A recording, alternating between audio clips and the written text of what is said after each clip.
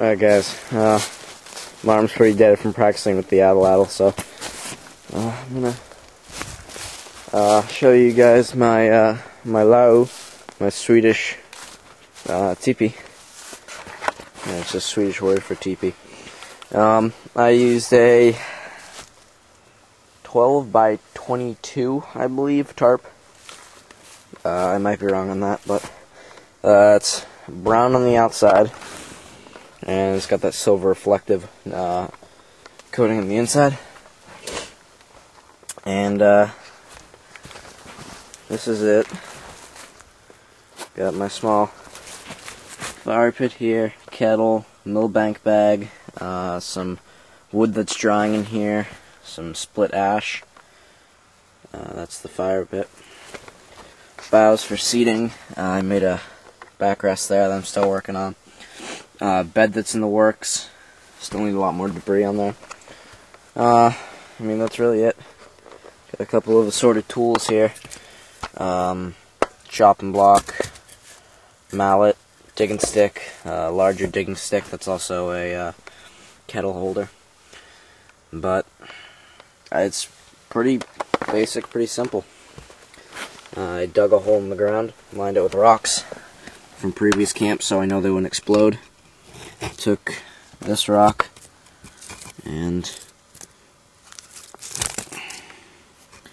use it like that, so if I don't want the flames to get up too high. I'm drying some chaga, false tender fungus, and some razor strap fungus here. So I'll light up a fire and keep you posted. Alright guys, I'm just having, this is probably the biggest fire I'd ever have in here. I'm just trying to get a good bed of coals and to heat up some water. I purified this previously, so it's good. It should be good to drink, but I'm just going to heat it up anyways just because I want something warm. So this is actually getting a little high over here. So what I might do is throw this rock on or just let it die out. I don't know.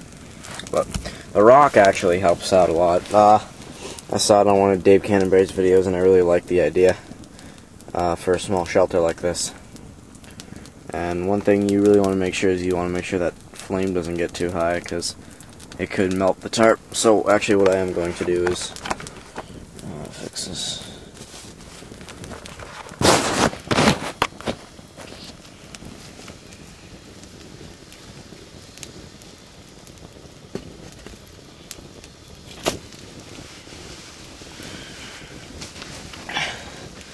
And that's just making sure the flames don't sprout up over on that side, because that's where all my wood is.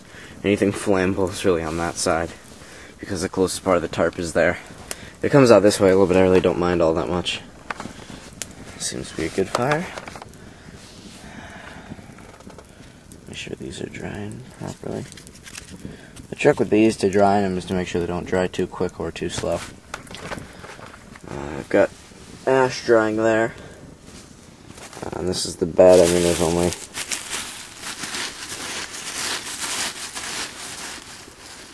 a couple inches of compressed leaves, and then I got to put some boughs on. Got some boughs that I'm sitting on at the moment, but when this heats up and I get a cup on, put the camera back on and explain a little bit about the setup.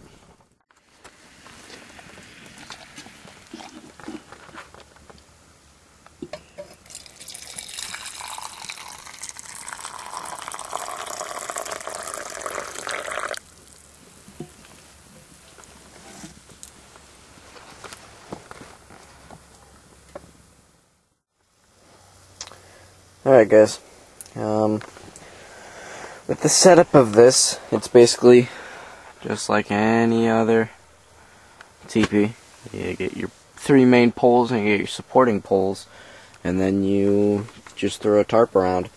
And because I had a lot of excess on the ends of the tarp, I threw some leaves. I threw a lot of leaves on, just to protect it from the wind coming up underneath them. but it seems to be working pretty good. I haven't had too much complaints with it.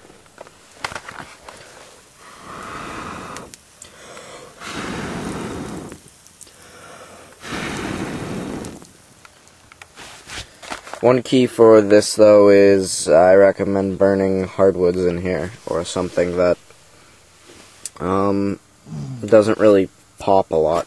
And this ash hasn't really been popping much for me. It's given me a good basic holes. So I've been using ash, also because I cut down a piece a while back for a bow that didn't work out, and I just kept the extra. Right, Ginge? Out of the way. Back up.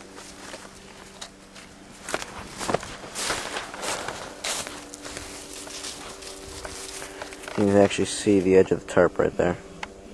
Oops. Right there. Underneath all the leaves. And I just did that the entire way around to protect it just from any wind getting under. I mean, it's really not much, but it's better than nothing. I mean, that's really it. It's pretty basic. I'm working on trying to get some furniture in here. This is basically the most I have at the moment. And it's really not that bad. I'm pretty fond of it.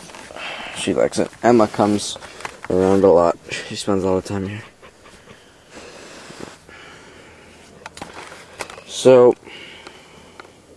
it's my video on the teepee, the lawu. Thanks for watching, and I'll see you in the woods.